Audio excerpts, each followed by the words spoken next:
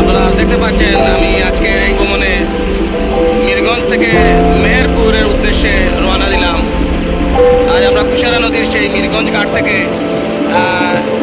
মেহেরপুর তথা লামা মেহেরপুর যাচ্ছি। আপনারা উপভোগ করুন আজকের এই ভ্রমণটি।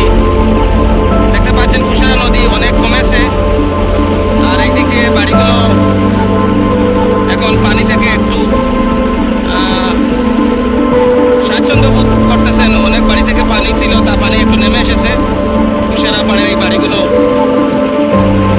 তাছাড়া আপনারা দেখতে পাচ্ছেন যে যদিও আজকে একটু বৃষ্টিমুখর দিন, আবহাওয়াটা একটু বৈরী, তাই কুশারা ঢেউ কিন্তু অনেক।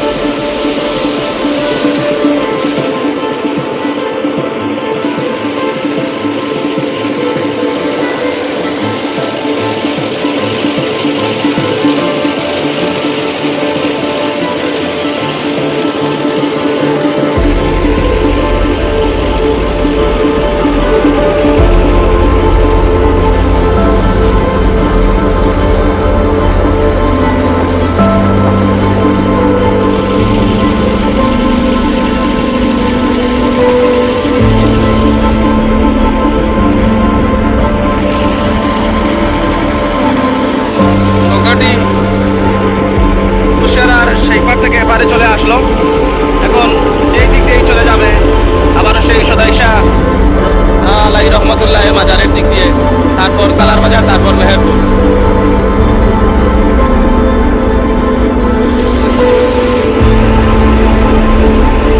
আপনারা দেখতে পাচ্ছেন বাড়িগুলো এখনো পানিবন্দী। এই যে একটি বাড়ি আমরা দেখতে পাচ্ছি রাস্তাঘাট একবারে পানিতে ভরে গেছে। এই যে হাঁসগুলো কাটছে যেখানে, এখানে কিন্তু এই বাড়ির রাস্তাই ছিল, আপনারা দেখতে পাচ্ছেন।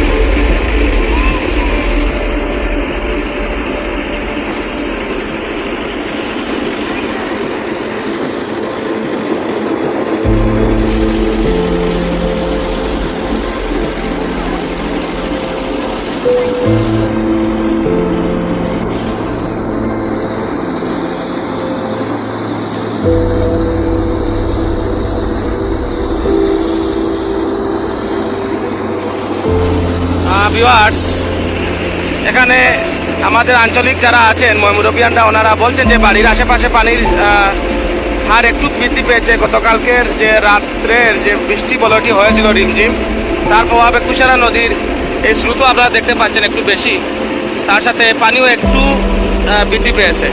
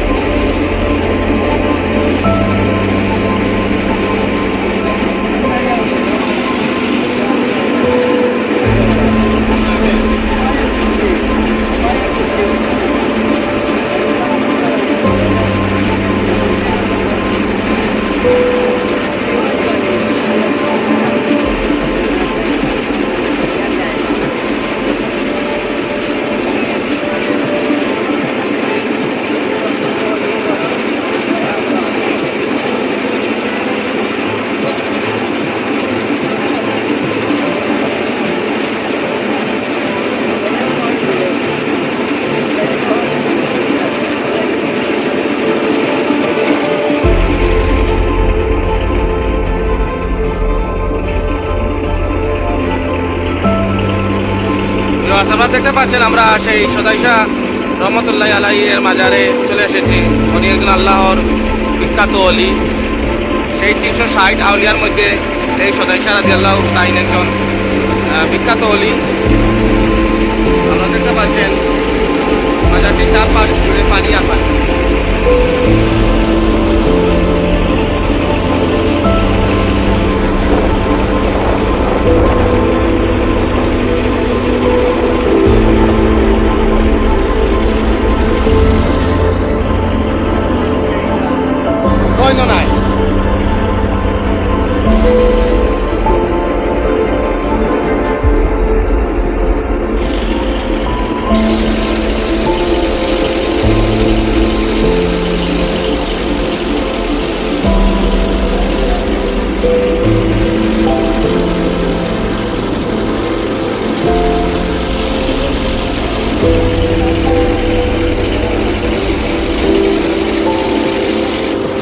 ভিউয়ার্স, আপনারা দেখতে পাচ্ছেন এখানে কুশারা নদীর একটি বড় মোড়, আর সেই মোড়ের এই যে অবস্থানটা আপনারা একটু উপলব্ধি করুন।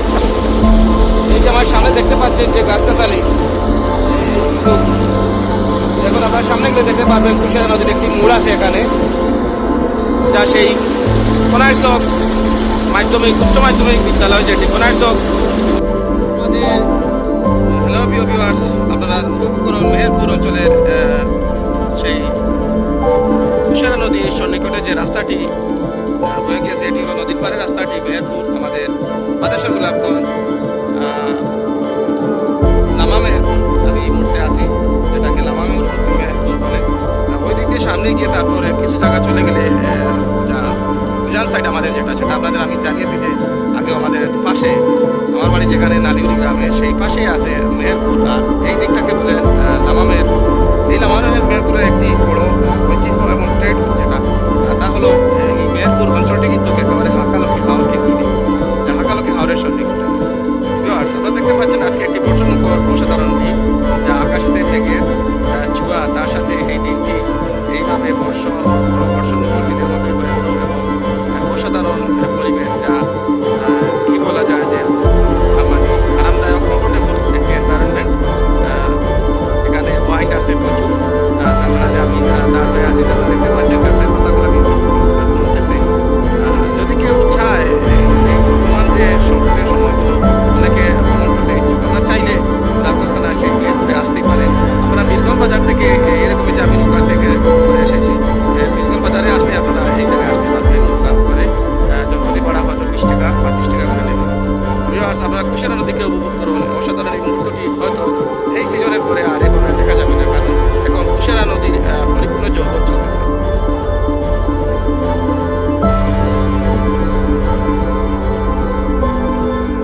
আপনারা জানেন যে সিলেট বিভাগে সিলেট জেলার দুটি বিখ্যাত নদী সুরমা সাথে কুশিয়ারা নদী।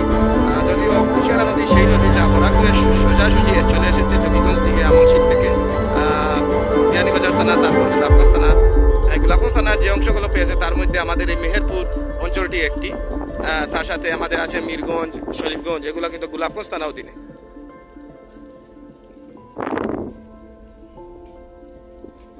অসাধারণ পরিবেশ। আপনাদের কি বলবো, আজকে একটি রিমঝিম বৃষ্টির দিনও, একটু একটু বৃষ্টি হচ্ছে ভিউয়ার্স।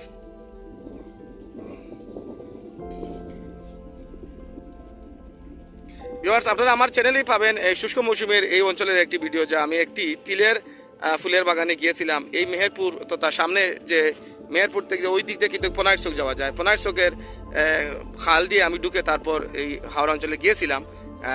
সেটা হলো শুষ্ক মৌসুমের একটি ভিডিও, যেখানে আপনারা পাবেন যে হাকালকি হাওরে তিলের চাষ এবং তিলের ফুলগুলো অসাধারণ একটি রোমান্টিক এনভায়রনমেন্ট তৈরি করেছিল সেদিন, যা এখন আমার মনে পড়ে। ভিউয়ার্স, সত্যি বলতে আপনারা যারা ভ্রমণ প্রিয়, আপনারা অবশ্যই এই দিক দিয়ে আসতে পারেন, ভ্রমণ করতে পারেন। বিশেষ করে এই বর্ষা মৌসুমে আপনাদের জন্য এটি হবে একটি কমফোর্টেবল সুইটেবল প্লেস।